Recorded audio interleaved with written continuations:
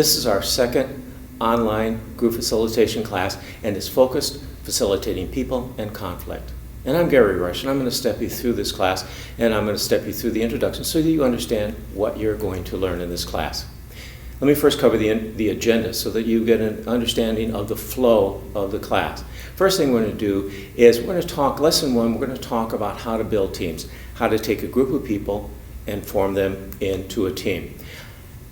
After we do that, after you understand those models, then we're going to start talking about some of the elements that really have an impact on that group and also impact how you form a team.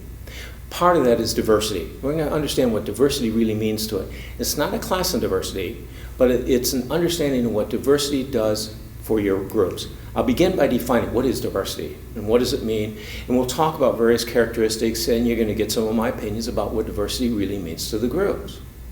After you understand that, a piece of diversity is really understanding how we think. It's more than just the way we look. It's what goes on in here. It's how we think. There are various personality profiles that organizations use. We're going to talk about those and how to really apply it properly to a group facilitated workshop. All right, we're going to get into lesson 3, how to manage people and conflict. Let's start in the beginning with identifying what I call problem people, and I put it in quotes for a good reason, like I said earlier. When we talk about problem people, there are very few people who wake up and don't want to be a problem to everybody. Now, I'm not naive, there are people like that, but their motivation is the same. It's just it started so long ago they've lost track of why they are angry or a pain in the neck. We're going to talk about how to manage conflict. Now, the first thing I want you to think about, when you get groups of people together, you're liable to see conflict. What words pop into your head when I say the word conflict? What are the first things that pop into your head? The next group of tools really are about how to generate ideas.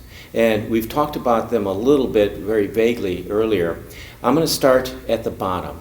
Now, I'm going to talk about brainstorming in just a minute. That's the first one up there. And we talked about facilitated dialogue in the previous class.